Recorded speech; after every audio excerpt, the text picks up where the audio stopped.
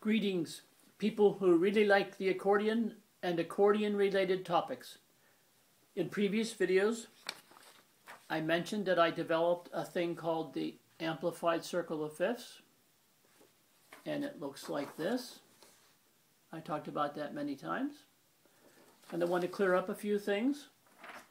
I mentioned in a previous video that I always try to keep the accordion in mind when I work on ideas.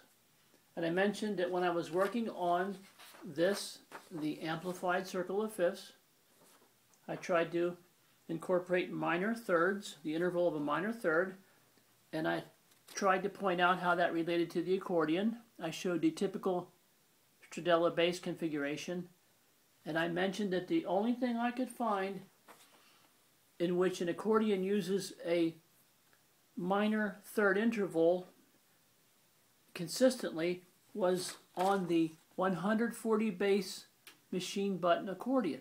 I talked about that. But what I meant to say was, and I failed to say this because you know I don't always speak well, is I was referring to intervals vertically positioned. All right? In other words, here's your C and here's your minor third. So I was looking for some vertical structures. And the only thing I found was the C, the root, and then your E flat minor third. That's your example. That's the only thing I could find. But that was vertical, and I failed to mention that. Now I need to clarify and let you know that I did find minor third intervals horizontally on accordions. Now I don't have one of these accordions. I actually don't have one. Never had one, though I'd like to. But there's an accordion called a chromatic button accordion, and one of the systems, the configurations, is called C system. And you see here on this little snippet that your tones rise in pitch vertically. Okay, they go like that. Then they go up like this, and then up like this. You see, they rise in pitch, and it goes like this. You see the arrows. That's how the buttons go. All right? And on these accordions, sometimes you'll see 5 button rows, but they're really actually only 3. The top 2 are duplicates. The top 2 are repeats of the first 2. So that's your C system, and there are indeed intervals of minor third, but they're horizontal. All right, they're horizontal. Now you have the chromatic button accordion, the B system. That's another system. And you see that the tones, the buttons, all right, representing the tones, rise in pitch, but they go in this direction. See the arrows? As the pitch rises, they go like this. All right, so you see that's different from the C system. You see the 2 different directions of buttons, right? But I wanted to mention that no matter which system you use on those chromatic button accordions, right, you're going to get minor third intervals. Here's some examples, but they go horizontally, not vertically. Okay? This is useful because you have your diminished chord and your diminished 7th chord in here.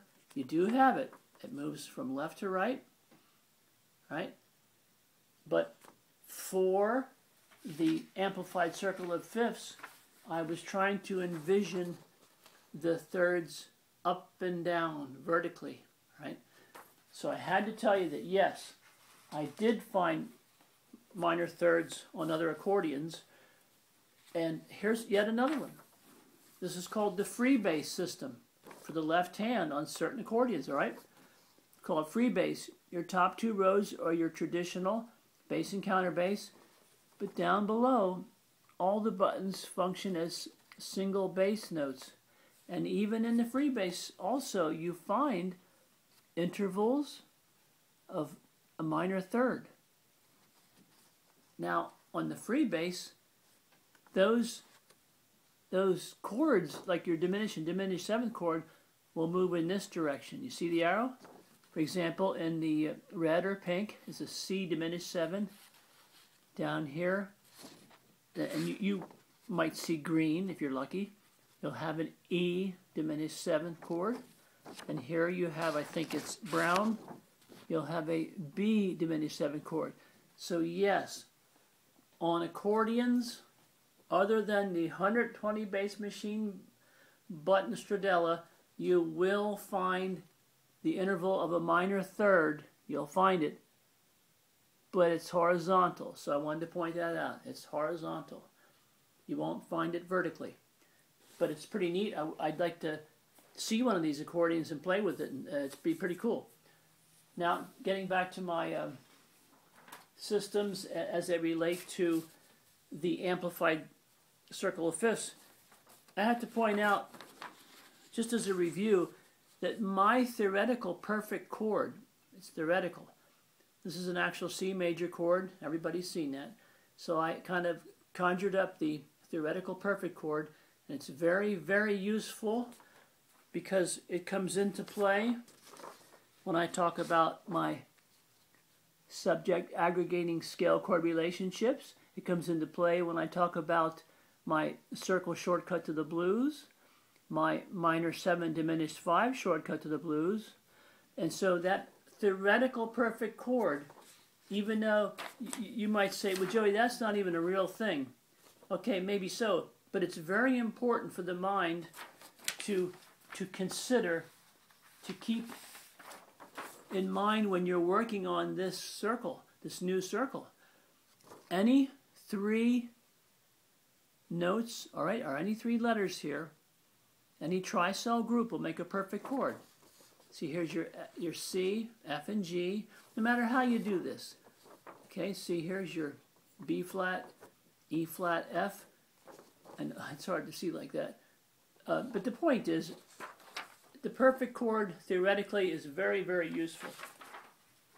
Now, I talked about intra-ring tricell tone groups in previous videos, and I showed how if you take the notes of, let's say, each one of these chords, right, you map them out, and you end up with the sum here. You have a sum total of tones, and they give you certain scales. And then I went ahead to make it easier and showed you this chart, right, to show how that works out. I went through that. And this is a beautiful thing. And I even talked about down here, I said, well, let's say if you took the chord tones from your D diminished chord and your G diminished chord and your C diminished chord, because they're in your diminished data ring, all right? I said if you took those and you mapped them out, you'd have this little segment here, this little piece of the pie. You would get these tones. And then I said, from those tones, from that selection, you can call or pull out tones, and you can make a C blues scale or a G blues scale. See, when you pull the tones out of this little piece of pie, and you can say, well, Joey, you just got lucky. It just worked out that way. It was chance. And I say, no, let's put it to the test. Let's one more time, just in review. So we'll take another chart here. Well, let's go back here for just a minute. You see, we have this piece of the pie. We have our tones from these 3 diminished chords, all right? Well, this is what it yields. You can pull these tones, you can pull them out of that section, and very beautifully and nicely make your blues scale, at least 2 blues scales, all right? So, with that in mind, let's take another chart, all right? Let's take 3 different diminished chords. Your A, E, and B diminished chords because they're in the diminished data ring, all right? That's your diminished data ring. So we took the notes of each chord, we mapped them out, and we got a piece of the pie, just like before, just to show you it's not chance, just to show you that it's an actual scientifically repeatable thing that you can do. So you see now we have our quadrant, and we mapped out our notes, and these are the notes that are in these 3 diminished chords. Right? It's not chance. It's not a freak thing. It's designed this way. I made it this way. So what do you get? Well, out of this quadrant, you get tones. You can pull out tones. It's called call, C-U-L-L. They're called tones, and you can get your A blues scale. All right, that's the tones that you need. And your E blues scale.